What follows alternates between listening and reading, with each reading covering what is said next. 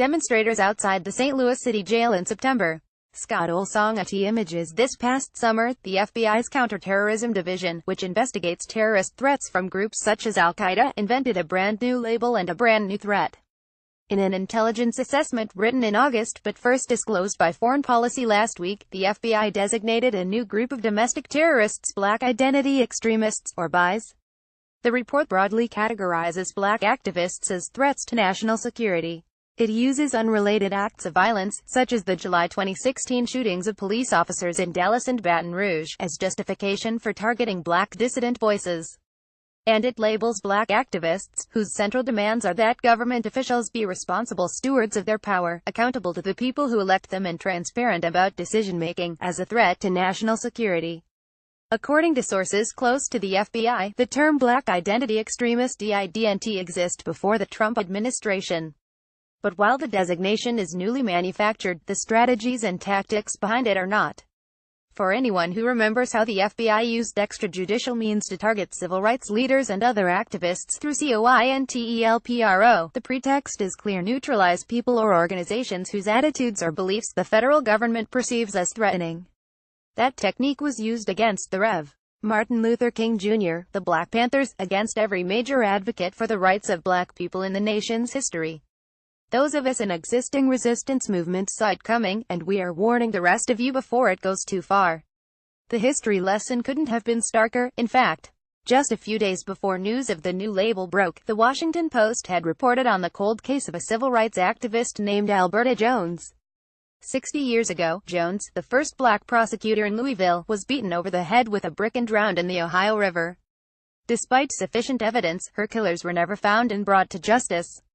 Her death was just one of dozens of well-documented stories of civil rights leaders who were profiled, targeted and killed for insisting that Black people receive equitable treatment under the law in a country whose constitution guarantees it. Decades later, unarmed Black people are still disproportionately the victims of police shootings. Just since the Black Lives Matter movement got started, hundreds of us have been killed. But the FBI's report claiming how dangerous Black activism is begins by asserting that violence inflicted on Black people at the hands of police is perceived or alleged, not real. And it suggests that BIE ideology was birthed from frustrations after the death of Michael Brown in Ferguson, Mo, a not-so-subtle reference to the sustained resistance of Black leaders in that city, the Black Lives Matter Network, and the broader movement for Black lives and our allies. In the 4 years since Brown was killed by police officer Darren Wilson, Black organizers and allies have used protest, direct action and other forms of dissent to demand equitable treatment under the law, and, equally important, to see our dead receive the dignity they were refused while alive.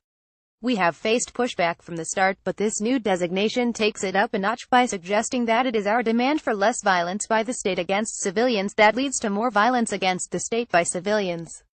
Designating protesters as terrorists makes clear that the Trump administration thinks the government bears no responsibility to end deadly police violence and other state abuses of power against everyday Americans. It suggests that simply demanding the right to live free of police profiling and violence and to have equitable access to food, health care and education can land you on an FBI watch list. And it raises a fundamental question: what constitutes a threat to national security, and who decides? Journalists and government officials have warned about the rising deadly threat of white supremacists in the United States for years, and even the Trump administration must surely be aware of the problem. A joint intelligence bulletin warned this spring that white supremacist groups had already carried out more attacks than any other domestic extremist group over the past 16 years and were likely to carry out more attacks over the next year. 2 months after the report, white supremacists descended on Charlottesville with firearms and tiki torches, killing anti-racist activist Heather Heyer and injuring 19 people. The FBI's Joint Terrorism Task Force said the white supremacist accused of killing Heyer, James Alex Fields Jr. of Ohio, will not face domestic terror charges. Shortly after, House Democrats called for hearings to examine racist fringe groups, including those that organized the deadly attack. But the Trump administration's allies in Congress have failed to take decisive or meaningful action. The warning from the FBI and the Department of Homeland Security appears to be all smoke and mirrors. According to journalist and activist Sean King, the FBI has done little to pursue the brutal beating of 20-year-old DeAndre Harris in a parking garage next to the Charlottesville police station. And since taking office, President Trump and his administration have reversed Obama-era policies that would have otherwise protected everyday Americans from pervasive police violence. The administration has resumed giving police access to military surplus equipment typically used in warfare, such as grenade launchers, armored vehicles and bayonets. In February, Attorney General Jeff Sessions and his hardline sidekick, Stephen A. Cook, catapulted America back decades by overturning hard-fought, bipartisan sentencing policies for nonviolent offenders.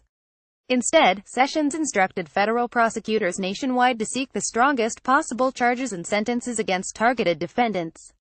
And just last month, he withdrew the Department of Justice's Community-Oriented Policing Services program, which provided training and accountability measures for police departments plagued with cultures of violence. Taken together, these actions have dramatically increased the possibility of violence at the hands of police, and decreased the security of ordinary Americans. Yet the FBI's new designation sends a clear message to anyone, but especially to black organizers, who would dissent that we had better lay down and take it, or else. While this gaslighting approach targets black activists, we are certainly not the only ones. Resistance organizers working to keep deferred action for childhood arrivals recipients safe, those fighting back against fascism and white supremacy, Muslim communities and even animal rights organizers are being surveilled and threatened with jail time and deportation. Of course, none of this is novel to our current era of resistance. History has shown us that FBI tactics perfected against one movement can be used against other movements. This is why, together, we must stand up and say that we won't let it happen again. Before she reached her quest for justice, Alberta Jones was murdered, and her killers went scot-free. History tells us that today's pattern of surveillance, harassment and violence against political activists is frighteningly reminiscent of her era. Must we wait for the bodies of today's black activists to fall before we take unchecked police and vigilante power seriously? Read more. Black America should stop forgiving white racists. Don't criticize Black Lives Matter for provoking violence. The civil rights movement did, too.